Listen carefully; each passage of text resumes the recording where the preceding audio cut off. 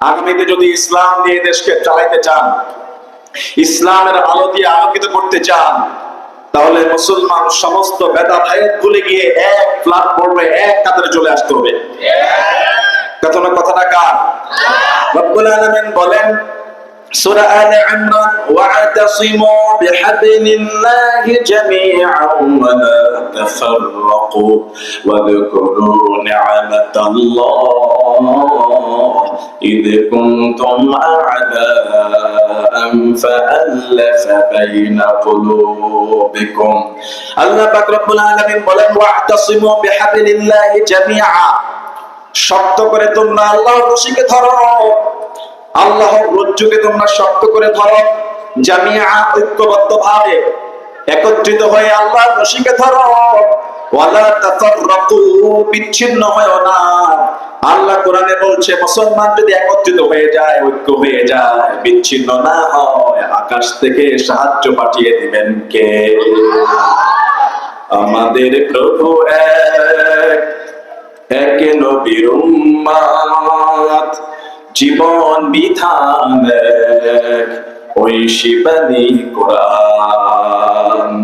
আমাদের প্রভু এক, এক নবীর উম্মত, জীবন বিধান এক, ওই শিবানী কোরআন। তবে কেন এক নও হে মুসলমান? এক হও করিয়া আহ্বান। তবে কেন এক নও হে মুসলমান?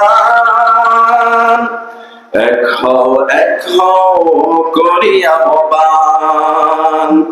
বাইতুল্লাহ এক, মদিনা শরীফ এক, উহুদ পাহাড় এক, বদরের মাঠ এক। একটা তো জীবন আর মরণ যে একবার, একটা তো জীবন আর মরণ যে একবার। একই দেহ একই প্রাণ একই স্থান, আমাদের প্রভু এক, এক নবীর উম্মত, জীবন বিধান এক, ওই শিবানী কোরআন। আলহামদুলিল্লাহ বলেন। আল্লাহ দিন ছাড়া, ইসলাম ছাড়া অন্য কোন ধর্ম যদি কেউ কবুল করে, কবুল হবে? কেননা একমাত্র পৃথিবীর ধর্মের নাম হলো ইসলাম। একমাত্র ধর্মের নাম কি? আল্লাহ পাক রব্বুল আলামিন বলেন ইন্নাদ দীনা ইনদাল্লাহিল ইসলাম, নিশ্চয়ই একমাত্র মনোনীত ধর্মের নাম হলো ইসলাম। ঠিক কি না? আর যারা ইসলাম কবুল করে তাদেরকে বলা হয় মুসলিম। তাদেরকে কি বলা হয়?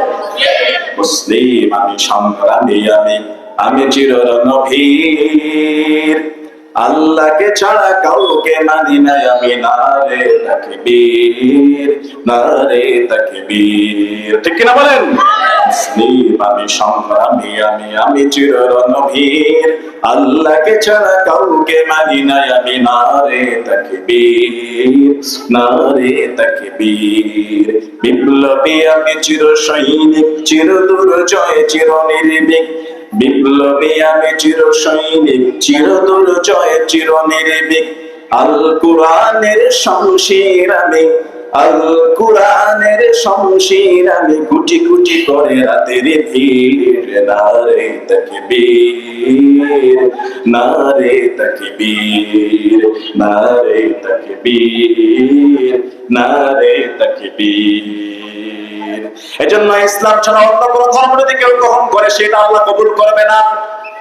সূরা আলে ইমরানের 85 নম্বর আয়াতে আল্লাহ বলে দিয়েছেন ওয়া মান ইয়াবতাগি গায়রাল ইসলামি দীনান ফালান ইউকবালা মিনহু ওয়া হুয়া ফিল আখিরাতি মিনাল খাসিরিন। ইসলামকে ছাড়া কেউ যদি অন্য কোনো কিছু তালাশ করে তার কাছ থেকে সেই দিন আল্লাহ কবুল করবে না। মাথার তালু থেকে পায়ের তালু পর্যন্ত হুকুম চলবে একজনের। চিল্লায়ে বলেন তিনি কে? আল্লাহ বলেছেন আলা লাহুল খালকু ওয়াল আমর, জেনে রাখো সৃষ্টি তার, হুকুম তার। কথা বলেন ঠিক কিনা? সৃষ্টি যার, হুকুম চলবে তার, মানব যদি কোনো আইন যদি কেউ চলে সে হয়ে যাবে তাগুত।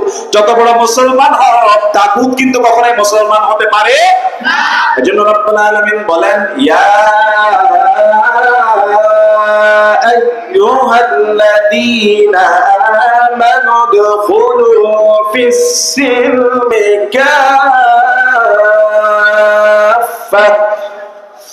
ওয়া লা তাত্তাবিউ খুতুওয়াতিশ শাইতান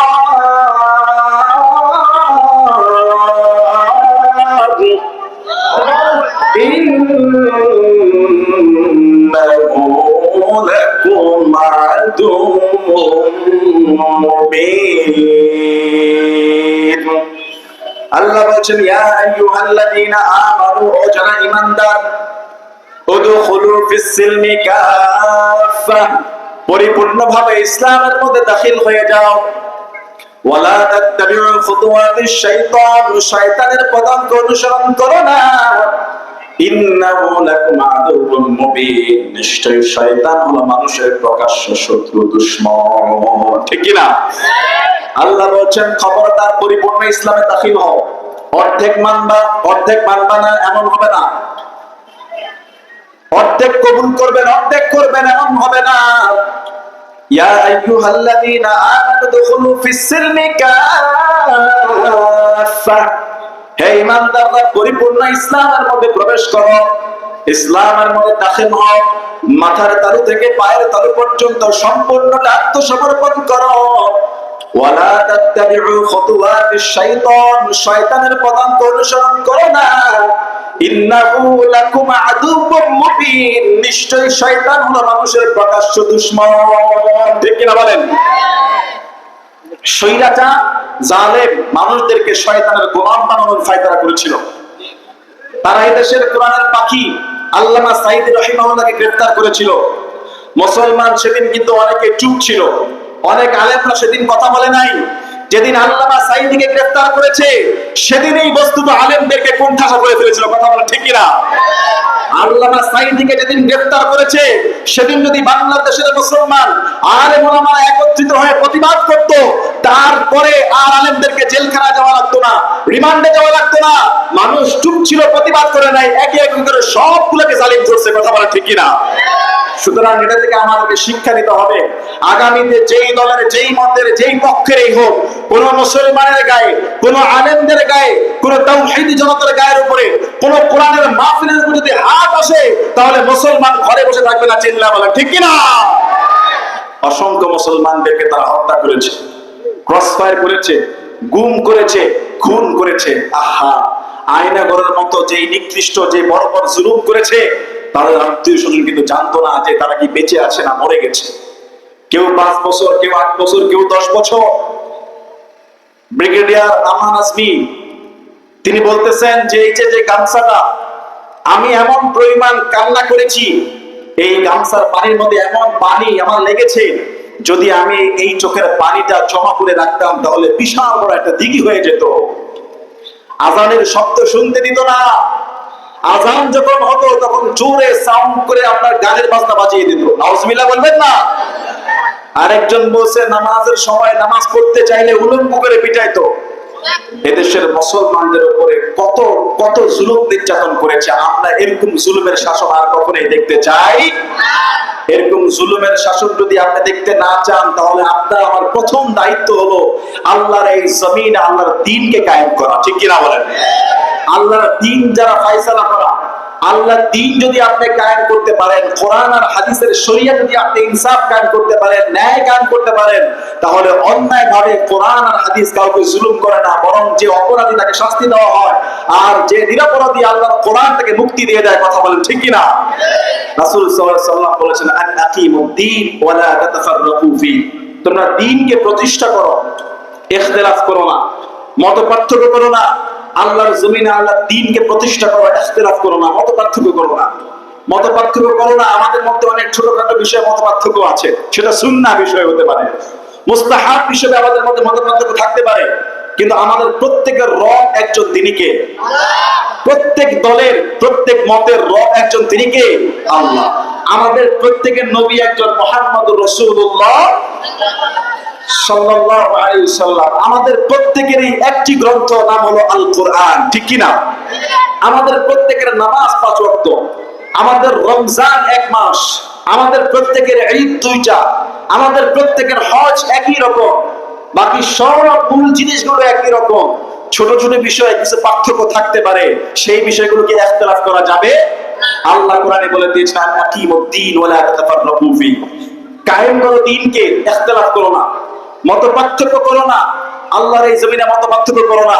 সমস্ত মুমিনরা হলো একটা দেহের মতো, সমস্ত মুসলমানরা হলো একটা বডির মতো। এই যে আমার একটা দেহ, রাসূল বলছেন যে হাসি খুশি ভালোবাসা প্রেম সৌহার্দ্যতে মুমিনের মেসাজ হলো একটা দেহের মতো। একটা শরীরের মধ্যে, একটা দেহের মধ্যে আপনার যদি কোনো অঙ্গ প্রত্যঙ্গ আঘাতপ্রাপ্ত হয়, ক্ষতিগ্রস্ত হয়, রোগাক্রান্ত হয়, তাহলে কি শুধু ওই জায়গাটায় ব্যথা করে নাকি পুরো শরীরটা অশান্তি লাগে? পুরো শরীরটা অশান্তি লাগে না? যেমন কারো শুধু মাথাটা ব্যথা লাগতেছে, শুধু মাথা ব্যথা, তাহলে কি শান্তিতে সে ঘুমাইতে পারবে? ঘুম তো আমরা ঘুমাই চোখ বন্ধ করে। তার প্রচন্ড মাথা ব্যথা, সে ছটফট করবে, ঘুম আসবে না। তার পায়ের মধ্যে একটা বিষাক্ত ফোড়া উঠেছে, প্রচন্ড যন্ত্রণা, পায়ের মধ্যে একটা ফোড়া, পায়ের মধ্যে নিচে, পুরো শরীরটা তো সুস্থ আছে, ঠিক আছে নাকি? তাহলে কি পুরো শরীরের মধ্যে শান্তি আসবে? আসবে না। রাসূল এটাই বলেছে, গোটা পৃথিবীর, শুধু এই সাভারের আশুলিয়ার মানুষ না, শুধু ঢাকার মানুষ না, শুধু বাংলাদেশের মানুষ না, গোটা পৃথিবীর সমস্ত মুসলমানরা হলো একটা দেহের মতো। বলেন আল্লাহু আকবার। গোটা পৃথিবীর সমস্ত মুসলমানরা একটা দেহের মতো। পৃথিবীর মুসলমান যেখানেই আক্রান্ত হবে, পৃথিবীর যেখানেই মুসলমান ব্যথা পাবে, আর একজন মুসলমান যখন দেখবে অমুক মুসলমান ব্যথা পেয়েছে, তখন তার হৃদয়ের মধ্যে তার ব্যথায় সে ব্যথিত হবে। কথা বলেন ঠিক কিনা? যেমন মুগ্ধ পানি খাওয়াতে গিয়ে শহীদ হয়েছে, মুগ্ধকে চিনেন তো? মুগ্ধর নাম শুনছেন না? ছাত্র আন্দোলনের মুগ্ধ, সে বলেছিল পানি লাগবে পানি। এই যে সে ইন্তেকাল করেছে, আমাদের হৃদয়ের মধ্যে ব্যথা আছে না নাই? কেননা সে একজন মুসলমান, শুধু মুসলমান না, জালেমকে হটাইতে রাজপথে শহীদ হয়েছে। একজন তাজা রক্ত দেওয়া যুবক, আল্লাহর দরবারে কবুলিয়তের শহীদের মর্যাদা সে পেয়ে যাবে। সুবহানাল্লাহ। আবার রংপুরের আবু সাঈদ, মনে আছে কিনা? আবু সাঈদ 2 বুক খুলে দিয়েছে। আমরা তো এখানে স্বাধীনভাবে কথা বলতেছি, আজকে তাদের শাহাদাতের বিনিময়ে অনেকেই পঙ্গু হয়েছে, তাদের পা হারানোর বিনিময়ে হাজার হাজার অসংখ্য শত শত ভাইদের চোখ হারিয়েছে তাদের ত্যাগের বিনিময়ে। এদেশের দ্বিতীয় স্বাধীনতার আসল মুক্তিযোদ্ধা তারাই, স্বৈরাচারের বিরুদ্ধে লড়াই করেছে যারা, চিল্লায় বলেন ঠিক কিনা? চিন্তা করেন কত বড় জালেম হইলে পরে হেলিকপ্টার থেকে পর্যন্ত গুলি চালায়। কত বড় জালেম হলে পরে সে হেলিকপ্টার থেকে গুলি চালিয়েছে। ফ্ল্যাটের ভিতরে ছোট্ট শিশুদের বুক ঝাঁঝরা ঝাঁঝরা হয়ে গিয়েছে। তার বাবা বলতেছে, আমার ছোট্ট শিশুটা ঘরের ভিতরে, চোখের ভিতর দিয়ে বুলেট ঢুকেছে, একবারে মাথার ভিতরে ঢুকে পিছন দিক থেকে বেরিয়ে গিয়েছে, কপালের মধ্যে ঢুকে পিছন দিক থেকে বেরিয়ে গেছে। আর সেই জালেম মিথ্যুক বলে সে নাকি হেলিকপ্টার থেকে পানি দেওয়ার ব্যবস্থা করছে। কথা বলে ঠিক কিনা? এত লম্বা লম্বা কথা বলে সে আজকে পালিয়ে চলে গিয়েছে। শুধুমাত্র সম্ভব হয়েছে এই কারণে যে সমস্ত মুসলমানরা ঐক্যমত হয়ে এক হয়ে নেমে গিয়েছে। একটা লোক ঘরে ছিল না, দল মত নির্বিশেষে সব দলের মানুষ নেমে গিয়েছে জালেমের বিরুদ্ধে, জুলুমের বিরুদ্ধে। যখন সমস্ত মানুষ একত্রিত হয়েছে, তখন আসমান থেকে রহমতের ফেরেশতা পাঠিয়ে সাহায্য করেছেন কে? এরকম ঐক্যবদ্ধ থাকলে রহমত আসবে, এরকম ঐক্যবদ্ধ থাকলে শান্তি আসবে।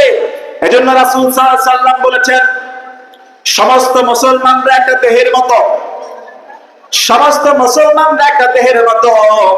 দেহের একটা জায়গা আঘাতপ্রাপ্ত হলে গোটা শরীর যেমন যন্ত্রণা লাগে, ঠিক গোটা পৃথিবীর মুসলমানরা যেখানে আক্রান্ত হবে, আরেকটা মুসলমানের ভিতরে হৃদয়ে কষ্ট লাগা তার জন্য ইমানি দায়িত্ব হয়ে যায়, ঠিক কিনা? এজন্য মুসলমান ইমানদার ঐক্য থাকতে হবে, একত্রিত থাকতে হবে। আগামীর বাংলাদেশ ইসলামের বাংলাদেশ, আগামীর বাংলাদেশ দিন কায়েমের আন্দোলনের বাংলাদেশ, ঠিক কিনা বলেন? আপনারা যদি চেষ্টা করেন, একত্রিত থাকেন, সবাই যদি বলেন যে না আমরা এমন একজন লোকের হাতে ক্ষমতা দিব, এমন একজন ব্যক্তির হাতে দায়িত্ব দিব, যেই লোকটা রাষ্ট্রের সম্পদ চুরি করবে না, যেই লোকটা রাষ্ট্রের সম্পদ নষ্ট করবে না, সেই লোকটা এতটাই ইমানদার হবে, রাষ্ট্রনায়ক হবেন যিনি, মুসলমানদের ইমামতিও করতে পারবেন তিনি, ঠিক না? এমন লোককে আমরা দায়িত্ব দিব না যে লোকটা সূরা ফাতিহা ঠিক মতো পর্যন্ত পড়তে পারে